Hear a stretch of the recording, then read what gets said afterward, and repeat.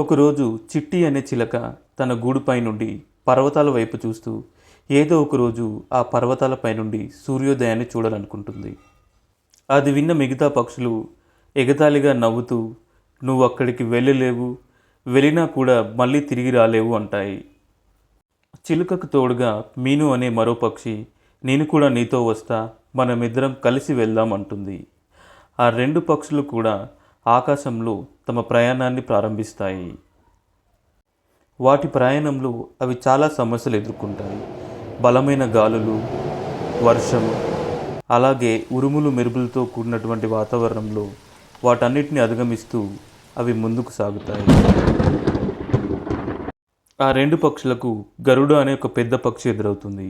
అది ఆ రెండింటిని వెంటనే తిరిగి వెళ్ళిపోండి, ఇది చాలా ప్రమాదం అని చెప్తుంది. కానీ ఆ రెండు పక్షులు ఆ మాట వినకుండా ముందుకు సాగుతాయి. చివరికి ఆ రెండు పక్షులు ఆ ఎత్తైన పర్వతం మీదకు చేరుకుంటాయి. అప్పుడు చిలక మీను అనే పక్షితో మనం సాధించాం, మనం గమ్యానికి చేరుకున్నామని చాలా గర్వంగా చెప్తుంది. ఆ రెండు పక్షులు ఆ పెద్ద కొండ మీద నుండి సూర్యోదయాన్ని చూస్తూ చాలా ఆనందపడతాయి.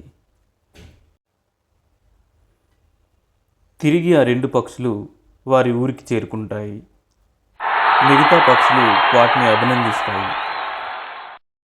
ఈ కథలో నీతి, నీ కలను నువ్వు నమ్మితే ఆకాశం సైతం నీ వెంటే వస్తుంది.